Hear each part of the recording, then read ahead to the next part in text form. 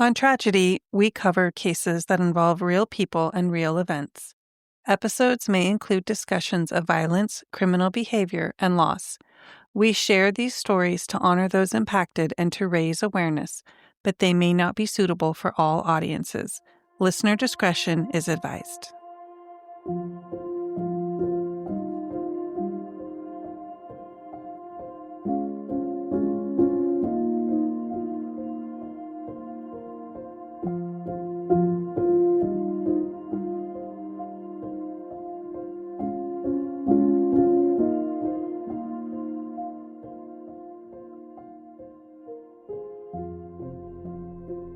Tonight we're going back to November of 1979 to the city of West Palm Beach, Florida, where a 20-year-old man named Michael John Olson vanished without a trace.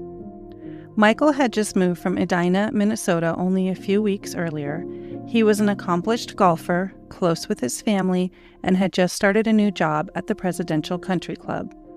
While he was getting settled in Florida, he was staying at a Howard Johnson's hotel and was driving a 1979 Pontiac Grand Prix.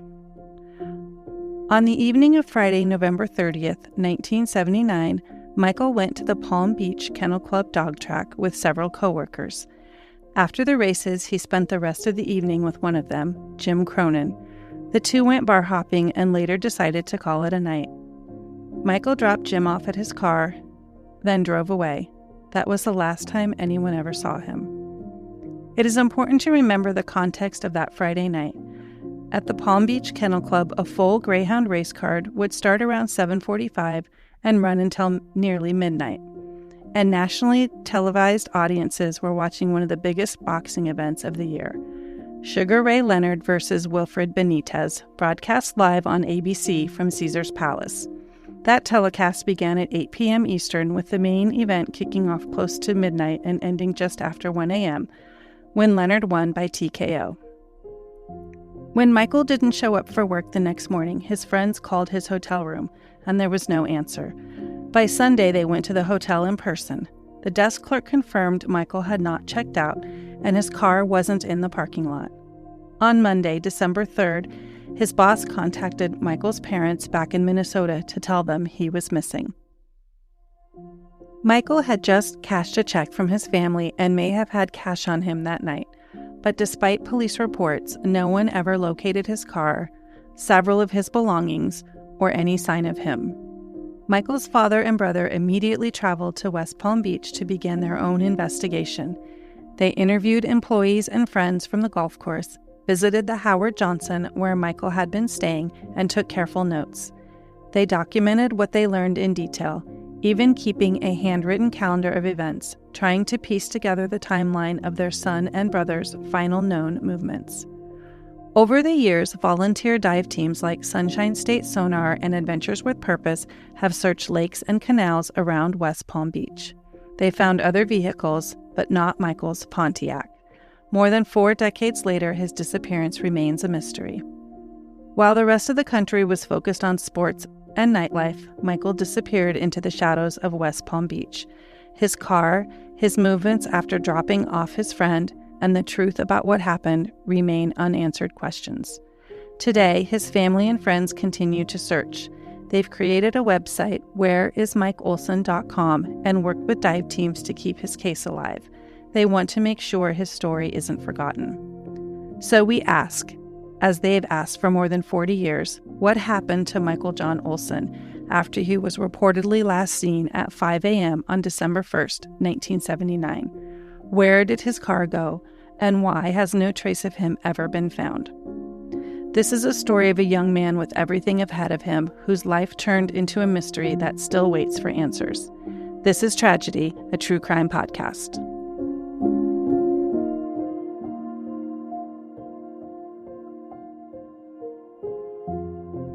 Thank you for joining us tonight. I'm Elisa. And I'm Michael. One thing that we're doing a little differently, and those of you who have been following the story will notice, we didn't really do a case summary when we started this one. And the reason we didn't do that is there was so much information to go through and so much mystery around what happened. We wanted to get more comfortable with the case, so we started out right away with interviews. Now we've talked to Paige, we've talked to Jenny. We've read everything we can possibly get our hands on the box, including new information that we're going to talk about tonight. And we just feel like we're ready for a case summary. So let's talk about that new information that we received. All right. So it's my understanding we got a FOIA. We did. We received a FOIA. It was very exciting. Well, let's talk about what was in the FOIA. Well, let's first talk about what was exciting about a FOIA in general. Yes. And that is, we don't often get a response. And so to actually send a FOIA request off to West Palm Beach Police Department, get a response that included new information. And what was most interesting about this information, it was that it was new, that we have all the different documents that we could reference that were in the box that's been collected by the family all these years. And then to get 30 or 40 pages of new information, some of which actually contradicts some of the things that we thought we knew. So let's just remind our listeners, a FOIA is a Freedom of Information Act. It's a formal request for records related to really anything, and specifically here to a missing persons case. And what generally happens in the true crime community is the FOIAs, you get crickets. Sometimes you'll get an email back, like we have in a couple of our other cases, where they say, thank you for your Freedom of Information Act request pursuant to whatever the legal terms are. This is an active case and we cannot release any information to you. And now go pound sand. Exactly. But this time, and I think the reason that we did receive this information is that this is named a cold case. Now, that doesn't mean that they've completely disregarded this case, as we'll see by some of the information that we did release and that we did get in the packet. But I mean, this happened in 1979. So I think they are transparent enough to say, yes, this is a cold case, and that is why we got this packet of information. So first, let's just sort of walk through all the different kinds of documents that we received in this packet of information. All right. So there were several, what's called a supplementary report, and these started as early as December 1st, 1979. And these are typewritten. I don't know if people know what a typewriter is, but they are typewritten reports from the detectives and people who are working on the cases. And there are several of those, lots of those. Probably. Let me stop you there first. Yeah. Did you just assume no one knows what a typewriter is? Well, I bet you lots of people don't know what a typewriter is. I think if you're over 30, you're probably okay. I mean, fun fact, I was the teacher assistant in typewriting class in 8th grade, which only shows that I was kind of a teacher's pet and sort of like typing, I guess. It does say that. So there are also some witness statements. So signed witness statements. There are things where detectives are reporting what someone said in an interview, but there are also official signed witness statements. There is the original all points bulletin, APB, from early on in the case. Mm-hmm. There is a typewritten request from January 23rd of 1980 to the editor of the Florida Criminal Activity Bulletin that information related to Michael John Olson's disappearance be included in their next bulletin. Very interesting information there. There are some handwritten detective notes, mostly related to the visit that Michael made to the rental agency. And also there are some incident reports. Now, I also want to make it known that this packet of information starts December 1st, 1979, and the last known piece of recorded information is October 21st, 2024. So they're still working on it. It hasn't completely something that they're not working on at all. This is a long series of efforts that have been made to try to determine what happened to him. Okay, so out of everything we got, what would you say is the most interesting or the most compelling? So I think there's actually two things. I'm going to start with this request for the information about his case to be included in the Florida Criminal Activity Bulletin. And apparently this bulletin had different sections. And in this request, they asked that Michael's case and the information that they provided be included under the, quote, missing person foul play suspected section of the bulletin. Oh, Okay, interesting. Right. It stood out to me. And so I started looking back through going from the very beginning, December 1st, 1979, to see if those keywords, foul play, were anywhere else in the notes, and they are. Very early on in this investigation, and this is actually one of the handwritten supplementary reports, it also says foul play suspected. So I thought that was really, really interesting because, that is a potential, right? There's been a lot of conversation about, did he make a wrong turn? It was dark. Did the car go in the water?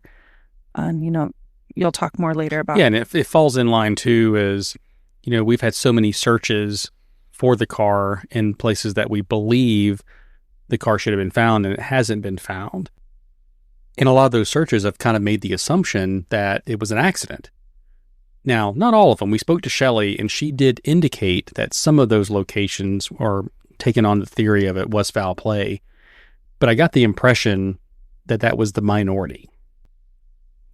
And so let's fast forward to the summer of 2023. So around that time, we learn through the information that the family has reached back out to the West Palm Beach Police Department to get an update on what is happening. And because of that reach out from the family, several things happened.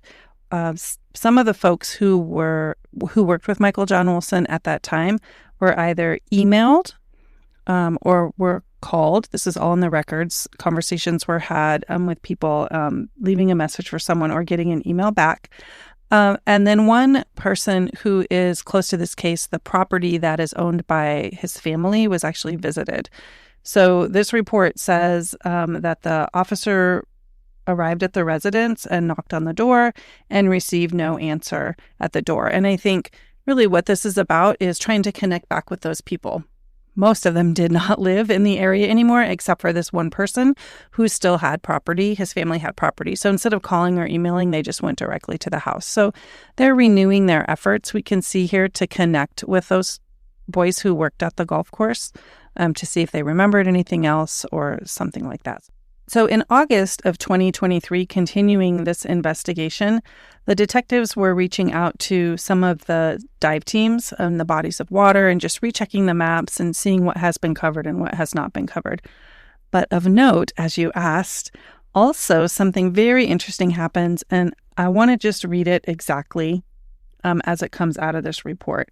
And it is, quote, "In reference to obtaining a search warrant to check the property with a cadaver dog, I spoke with state attorney," then the person is named, "who confirmed with the homicide unit at his office and advised that I did not have probable cause for a search warrant." This is very interesting, I think, because of several reasons. This property of note that they went and visited to try to contact this person is the same property now that they're discussing the possibility of getting a search warrant that also includes a cadaver dog. And I assume this property belongs to someone that he was associated with that night. It belongs to a family member of someone who worked at the golf club. And They still own it. They owned it in 1979, and they still own it today. And according to these records, what they were told is that the family only comes down the property once a year. Understood. Mm-hmm. So I think those are the things that really stood out as I went through these, and these are the things that are highlighted as far as what stood out in the supplemental reports. Also, the other document that stood out, and we looked at these together, is one in particular witness statement. And this was taken in December of 1979, so 3 weeks after. And it's a retelling. This is a signed witness statement, so it's a little different from maybe when a detective writes or types down what someone has relayed. But this recounts Friday night the 30th up until the time that Michael was last seen, and it's signed by the person who's making this witness statement. So I thought this was really interesting because it's a firsthand account from the person who was last known to be with Michael John Olson. All right, we'll just go and read it. Oh, you want to read the whole thing? Why not? All right. So this says, "On Friday, November 30th, 1979, I went to the dog track at about 7:15 and got a table in the clubhouse.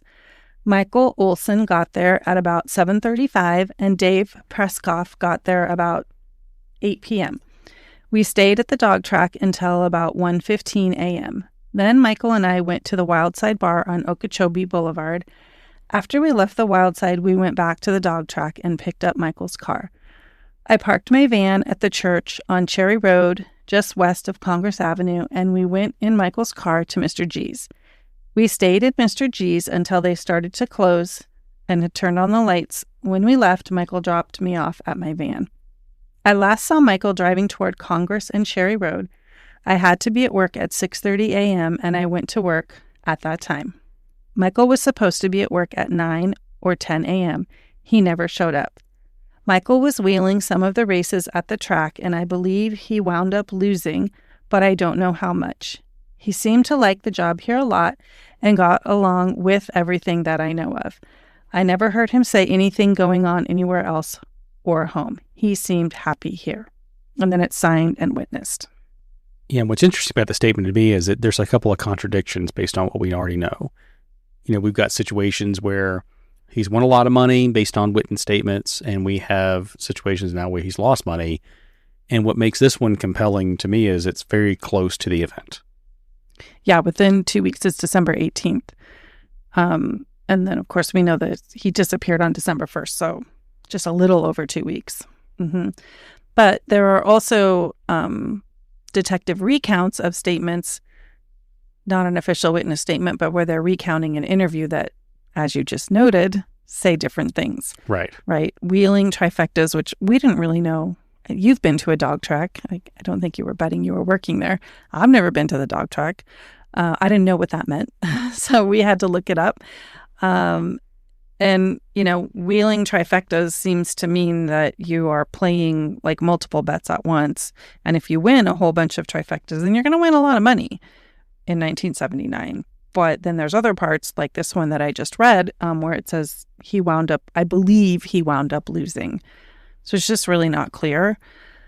Yeah, but also you have to keep in mind when we talk to Jenny, which is obviously an episode all of our listeners have already heard, there was conversations about he won 4 or 5 trifectas. And, you know, what's interesting about that as well is even statistically, that would be nearly impossible. So we have the story being told from statistically nearly impossible to win all the way to losing money. And again, when we talked about it with Jenny, this is a 180 in the story, which is why this is a very strange account, especially now that we see it signed. Yeah. And this one is, you know, you have to go back to source of truth. We talked about that before as well. And the source of truth, the closer we get to the event, the closer to the source of truth we get when it comes to the documents and the accounts that we can consider fact. And money is a reoccurring theme. There's the did he win money? Did he lose money? There's this check that he had supposedly cashed from family for rent. So we hear this money coming up a lot. Yeah, we hear about he was flashing money. Then we also hear that no one thought he was flashing money, depending on which one of the guys you were speaking with. Something else that we learned in this information are surrounding the efforts that the police department. Obviously, we know they are continuing to work on this case, but right out of the gate, they were doing some, I thought, really interesting things that I wouldn't have necessarily thought about. The last time he was reportedly seen was 5 a.m. And so what kind of people are going to be out at 5 a.m.? I don't know, Lisa. What kind of people are going to be out at 5 a.m.? Well, there would be like milkmen, right? We used to get milk delivered, so they're coming super early. And so they did go and talk to people who are doing that route. And they didn't necessarily talk to newspaper people, but those are the people who are going to be out that time of morning. So they went and they talked to those people who are following the same route every day. There's probably not a lot of traffic out at 5 a.m. Did you see anything? And no one reported seeing anything from those people who were out and about at that time. Also, because we know that they had been to at least 2 bars, we did find out in this information that they did take pictures and go to those bars and show the pictures to the people who worked at the bar, like within a week of him being missing. And there was no reports that we can find of anyone saying that they recalled seeing them. Of course, it doesn't mean they weren't there, but Nobody said, oh, yeah, I saw that guy. And this was a memorable night, right? Because this was the night the big fight was on, right? So this is a big deal. Sugar Ray Leonard, right? Like everybody knows Sugar Ray Leonard. This is a big, you can only go to certain places. We didn't have pay-per-view in 1979. So there are going to be a lot of people out and about at these bars late into the evening, particularly for the purpose of watching this fight, which we know went into about 1 a.m. One thing I want to get into is we talked about before we started recording today is there's this timeline issue now between when the track, the last race, because we believe they stayed to the 12th race, which should have ended approximately 12 a.m. Mm-hmm. And then the fight started when? According to reports that I can find, the telecast started at 8 p.m. Eastern time, but the main event, the Sugar Ray Leonard Benitez, did not start until around midnight and ended around 1 a.m. Okay, so now they would have had to leave, pretty soon if they intended to catch the beginning of the fight. Where were they going to be watching that at? I believe they were going to watch that at Mr. G's. But here's the discrepancy. So I'm really glad you're bringing this up, because the witness statement that I just read said that they stayed at the dog track until 1:15. Right. Which at this point, if they've missed the fight, the broadcast, it's got to be right. Like, I just can go back and find out what time things ended. And then they went to the Wild Side after that. So they went to Mr. G's. So they didn't even go to see the fight. They talked about going to see the fight, but they went to, that's why I was getting at the timeline, and they didn't go to Mr. G's first. So either way, they would have missed the fight even if they went to Mr. G's. Mm-hmm. And yet they go to the Wild Side first. They've completely missed the fight. Mm-hmm. They go to Mr. G's afterwards. Mm-hmm. And this is a flip-flop for when they were going to meet the other guys.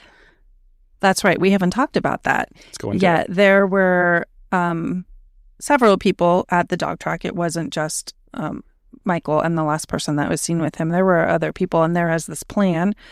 Right. Again, we're talking about 1979. You can't send someone a quick text. Oh, hey, we changed our plans. They've come in separate cars, and they were supposed to go to a particular bar at a particular time. And so one of the boys that was with them that night, he went to that place. That was the plan. Well, they didn't show up. They ended up going to the Wild Side. And see, my issue with that, when you start digging into that fact, when you get into a situation that you can't call and update your plans because there's no pagers, there's no cell phones, there's none of this. You had to know when you switch plans, you are now automatically not going to see that person. Mm-hmm. And so, was that intentional? Was it a loose plan? It could have been like, well, maybe we'll see you there. Hopefully we see you there. It could have been very loose, but it could have been something that the intention was to stand this guy up. We don't know. Yeah. And I really like what you said about source of truth.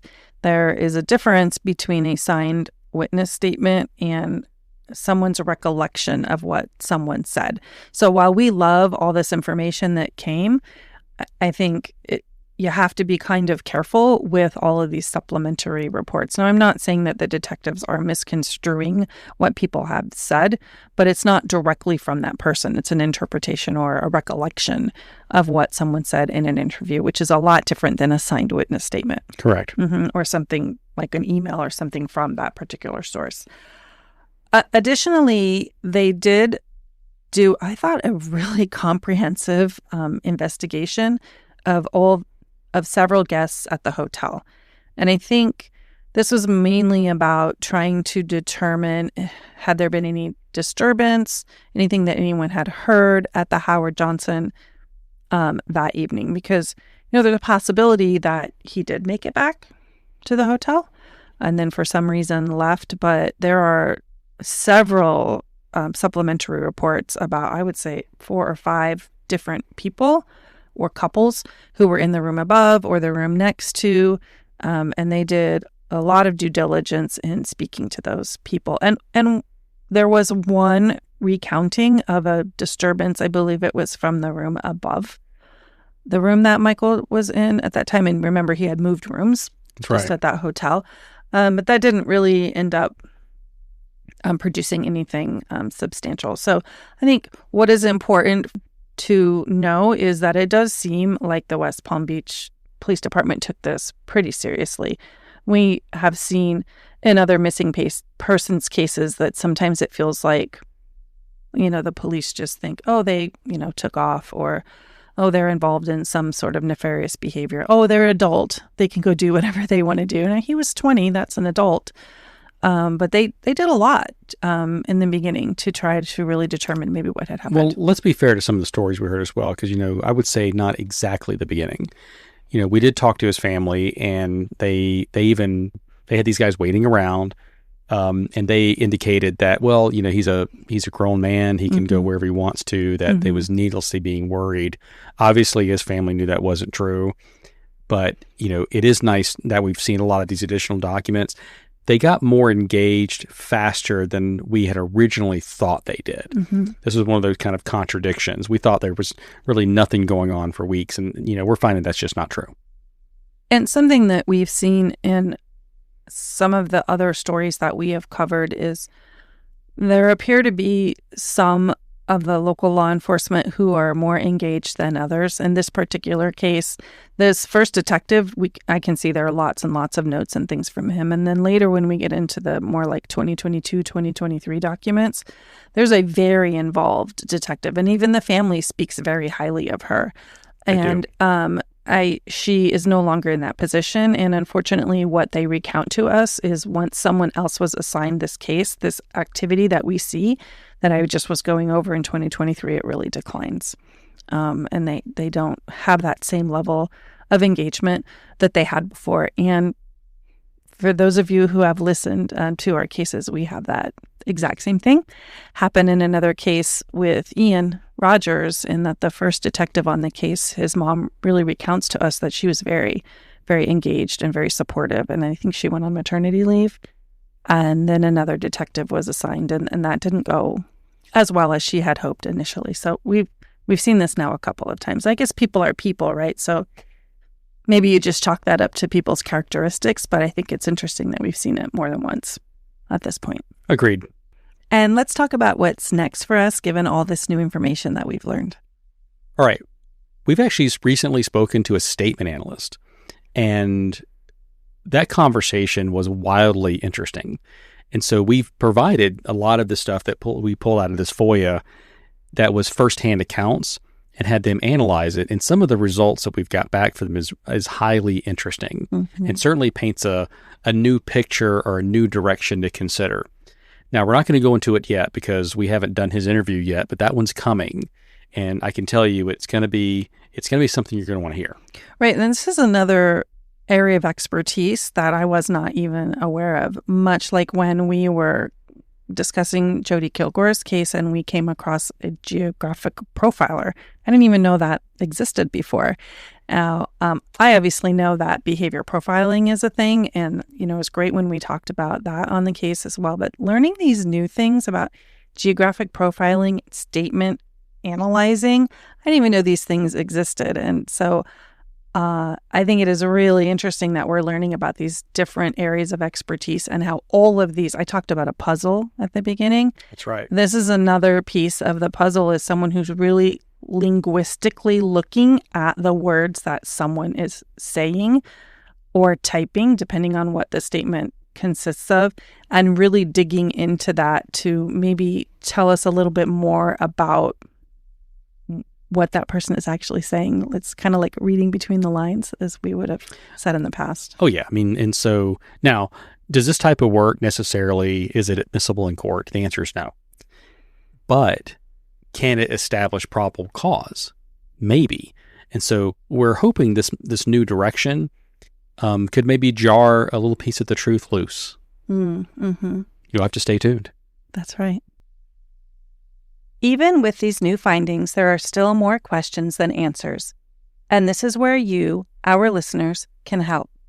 If you knew Michael, if you lived or worked in the West Palm Beach area in late 1979, or if you remember anything unusual around that time, no matter how small, we want to hear from you. Even a memory, a rumor, or an overlooked detail could make a difference. You can contact the West Palm Beach Police Department directly with any information about Michael's disappearance.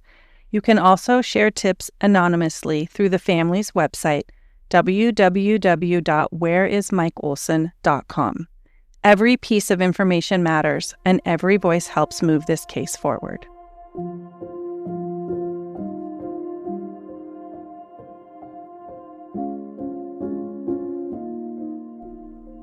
You've been listening to Tragedy, a true crime podcast. Our purpose is to honor victims by sharing their stories through the voices of friends, family, and those whose lives were forever changed. If today's episode resonated with you, we encourage you to subscribe, leave a review, and share the podcast so these important stories continue to be heard. Together, we can preserve their memories and ensure their voices are never forgotten. If you have ideas for cases we should cover or questions about what you heard, you can connect with us through our Facebook group, Tragedy, a True Crime Podcast, on X at Tragedy Podcast, by email at tragedyaTrueCrimePodcast@gmail.com, or by visiting our website, www.tragedyaTrueCrimePodcast.com. Thank you for listening, and we hope you'll join us next time.